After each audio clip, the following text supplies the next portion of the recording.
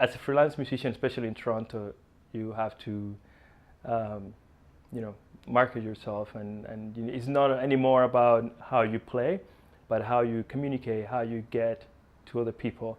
And I even heard there's somebody saying once, yeah, it's not about who you know, but who knows you. So it's very, so it taught me to, I'm a person that I really enjoy interacting with others. So that's actually been a blessing in me. And it's taught me to develop that, to develop communicating with people and get to know people and get to collaborate together. I studied with Roberto Concepcion. It's a great teacher in Cuba, Agustin Gomez. Again, some of these names may not be known in Canada, but they are great, great, great teachers and known in the island and actually outside of it too. Going to U of T, of course, Russell and Bev and John Rudolph, they were like the pillars of my, growing in percussion here in Canada. And also Bobby McFerrin. He's been, great, great, great mentor to me just by listening to his music. And I was lucky enough to actually perform with him when he was in Toronto. He just started calling people from the audience, and there was this moment where it was just him and I singing this tiny song that he asked me to sing in the middle of Roy Thompson Hall. So again, even though it wasn't in the program, it was part of improvising and live. Like you cannot plan it all. So it was this beautiful moment, and so it was great to sing with him and listening to all of his music and growing up listening to all these people was just amazing.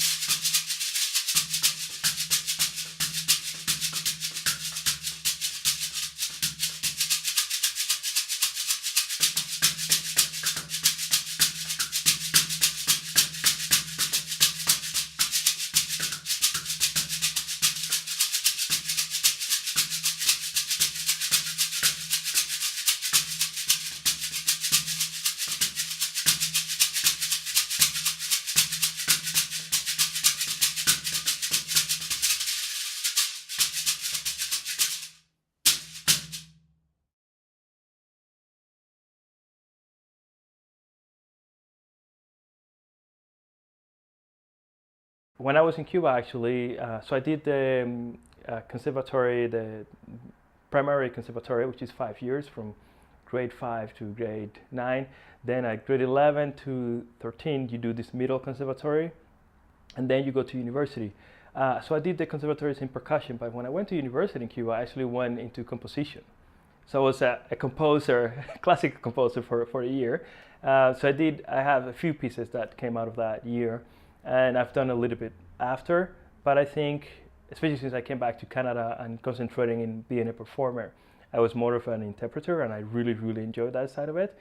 However, a lot of the time, especially being a percussionist, part of your career as a performer is also improvising. And a lot of contemporary music, and when you play with dancers and actors, you have to improvise. So I go back to those little, composer moments that I had and try to develop those and bring them back. So I try to kind of balance both worlds and keep it part of me.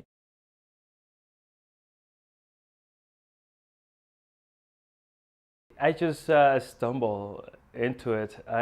Growing up in Cuba, maybe I saw it probably one time. I had I associated with like island music, but there's a difference between the islands and Cuba.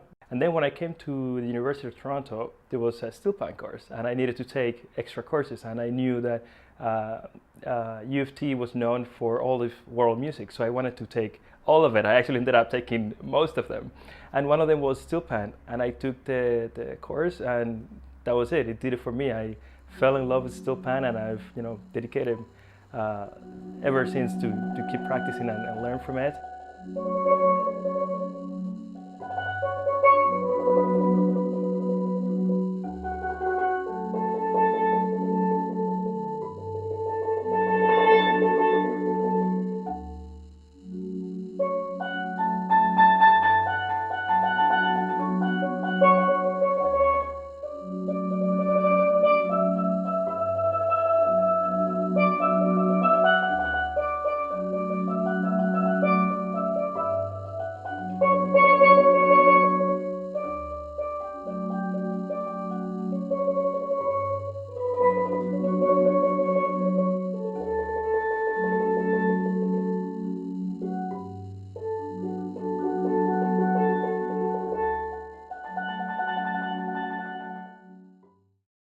Not directly, like neither my parents or my grandparents are musicians. They love music and they love art, and that's interesting. Like even growing up, I would go to like the symphony orchestra with my mom. Instead of going to church every single Sunday, it was like religious to her and became to me too, to go to the symphony orchestra. On my mother's side, my grandma's uncle was a famous singer in Cuba called Abelardo Barroso. He was playing with like I believe it was the 30s or the 40s, I can't remember, but he was very famous there. And then from my dad's side, there's also a famous band, Conjunto Céspedes. It's based in the Bay Area in San Francisco, and the leader singer is my aunt, Bobby Céspedes, and she's still singing there, and she's actually very known in that area, and it's pretty great.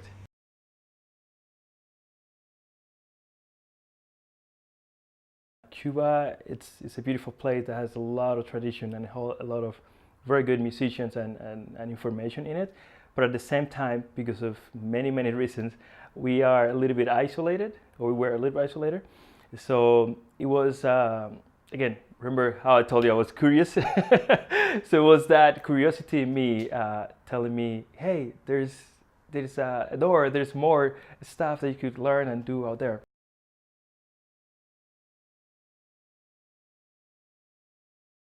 I think I'm a planner that improvises. I really want to have it organized and know what to do next and what is coming and plan in advance, and I know, like figure out, okay, this is going to happen and this and this and this. But of course, life happens and it never is like that.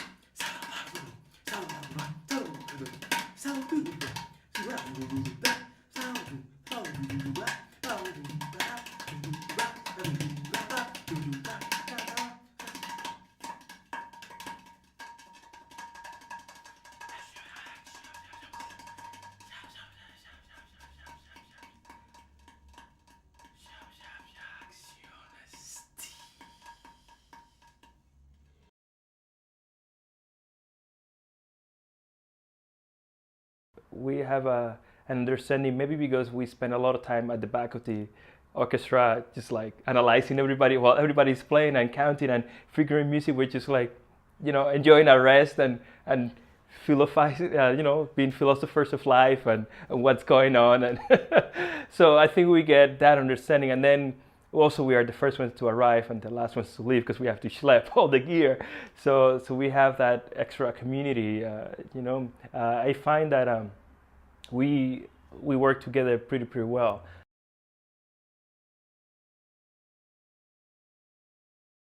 In my case, I think yes, it is universal, and I would almost say not just music but arts in general are universal. Because coming to Canada and not speaking anything in English, like I took English when I was in Cuba, but when I came here it was like a different pace and you really needed, like I wasn't able to understand at the time. So being a musician and being able to communicate through music, like playing with other musicians and even dancing and doing a little bit of acting here and there, definitely helped me bond with others. So definitely helped me communicate. So I use it as a language to get to know other people, and people also to get to know me, because I wanted to show them this is me and this is what I do and this is what I love, but I don't have the words to tell you this. And they definitely felt that through my playing and through my communication in the stage with them. Yeah.